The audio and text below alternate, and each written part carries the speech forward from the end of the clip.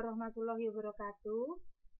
Selamat berjumpa kembali dalam pelajaran IPA di kelas 8 semester ganjil pada materi gaya dengan pengajar Ibu Bai Zubaida dan Ibu Aryani. Ya, mari kita mulai bersama-sama. Kita belajar tentang gaya. Ada yang tahu apa itu gaya? Sebelum kita mengetahui materi atau mempelajari materi tentang gaya, kita harus tahu tujuannya terlebih dahulu. Yang pertama adalah dapat menjelaskan pengertian satuan dan alat ukur gaya. Kemudian dapat menyelesaikan masalah yang berkaitan dengan resultan gaya, dapat menjelaskan macam gaya, dapat menjelaskan kaitan massa dan berat benda, dapat menyelesaikan masalah yang berkaitan dengan hukum Newton. Nah, sekarang kita mulai dengan belajar tentang gaya. Apa itu gaya? Gaya adalah suatu tarikan atau dorongan yang dapat menyebabkan perubahan bentuk benda, arah gerak benda, dan kecepatan gerak benda. Gaya merupakan besaran sektor, yaitu besaran yang mempunyai nilai dan arah. Satuan gaya dalam sistem internasional adalah Newton dan dalam CGS adalah Dine. Kemudian alat ukurnya adalah neraca pegas atau dinamometer. Ini contoh gambarnya. Berikutnya, resultan gaya. Nah, ini ada dua hal yang perlu kita ketahui. Yang pertama adalah gaya-gaya yang segaris dan searah. Maka resultan gayanya dijumlahkan. Contohnya, ini ada dua buah gaya, F1 dan F2. Maka resultan gayanya R sama dengan F1 ditambah F2. Kemudian yang kedua adalah gaya-gaya yang segaris dan berlawanan arah. Atau resultan gayanya ini akan dikurangi atau dicari selisihnya. Contohnya misalnya, F1 sama dengan 75 Newton dan F2 sama dengan 100 Newton, maka resultan gayanya R sama dengan F2 dikurangi F1 sama dengan 100 Newton dikurangi 75 Newton sama dengan 25 Newton. Nah, sekarang kita ingin mempelajari tentang macam-macam gaya. Apa saja sih macam-macam gaya? Ada gaya sentuh dan gaya tak sentuh. Kita lihat apa saja yang termasuk gaya sentuh. Contohnya di sini adalah gaya otot, yaitu gaya yang dilakukan oleh otot. Kemudian gaya tarik atau dorong, ini oleh benda lain yang menarik atau mendorong. Gaya mesin, dihasilkan oleh kerja mesin. Kemudian gaya gesek, ini terjadi karena dua benda bergesekan. Kemudian gaya pegas, ini dihasilkan oleh kerja benda yang elastis. Kemudian untuk gaya tak sentuh, contohnya antara lain gaya magnet, yaitu gaya yang diakibatkan oleh magnet. Kemudian gaya listrik adalah gaya yang dihasilkan oleh muatan-muatan listrik. Kemudian yang ketiga, ini adalah gaya yang diakibatkan oleh gaya tarik bumi. Ini merupakan gaya gravitasi. Kemudian massa benda. Ya, kalau ibu ke pasar membeli 3 kg gula, maka itu maksudnya massa benda ataukah berat benda? Adakah yang sudah tahu? Ya, massa benda adalah banyaknya materi yang terkandung di dalam suatu benda.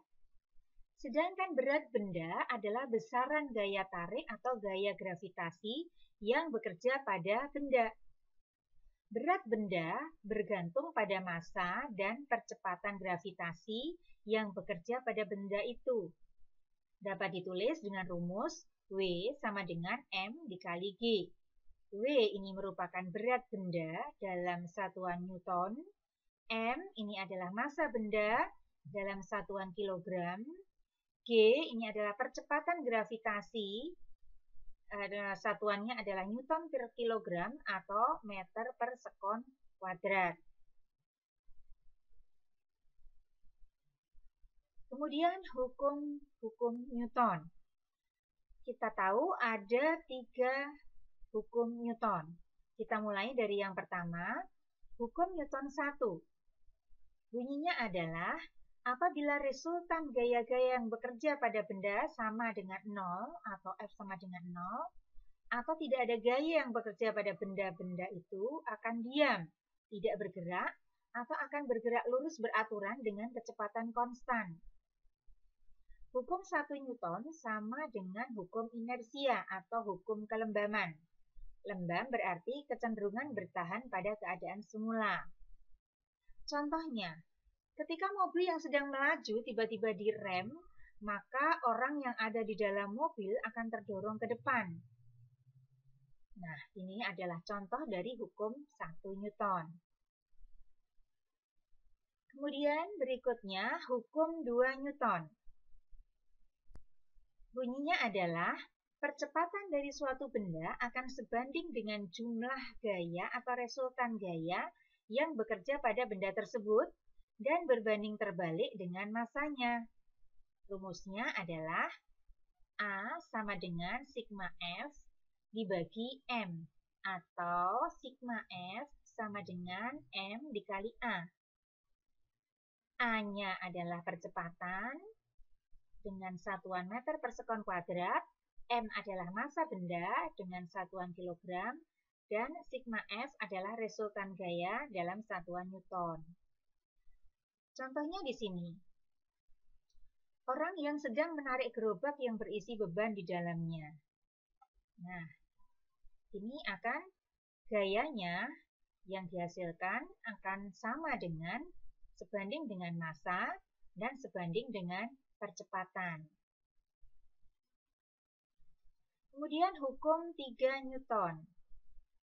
Bunyinya adalah, jika suatu benda memberikan gaya pada benda lain, maka benda yang dikenai gaya akan memberikan gaya yang besarnya sama dengan gaya yang diterima dari benda pertama, tetapi arahnya berlawanan.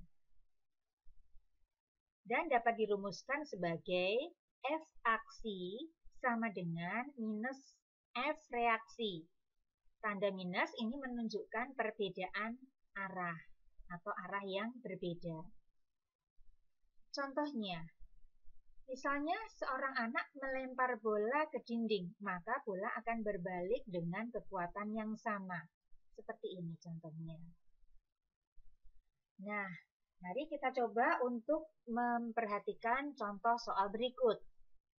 Seorang anak mendorong benda dengan gaya 80 Newton, sehingga benda tersebut bergerak dengan kecepatan tertentu. Jika massa benda tersebut 8 kg, hitunglah percepatan benda tersebut. Maka untuk menjawab soal ini, kalian harus paham dengan konsep hukum 2 Newton. Kita tulis diketahuinya, F sama dengan 80 Newton, M atau massa sama dengan 8 kg, dan yang ditanyakan adalah A, percepatan benda. Jawab, A sama dengan F dibagi M. Ini rumusnya. Maka A sama dengan 80 Newton dibagi 8 kg sama dengan 10 meter per sekon kuadrat. Jadi, percepatan benda tersebut adalah 10 meter per sekon kuadrat. Nah, sampai di sini bisa dipahami? Baik, untuk yang berikutnya, kalau belum paham, maka kita akan bisa bahas kembali di pertemuan yang lain. Sampai di sini dulu pembahasan Ibu untuk materi tentang gaya. Terima kasih atas perhatiannya. Wassalamualaikum warahmatullahi wabarakatuh.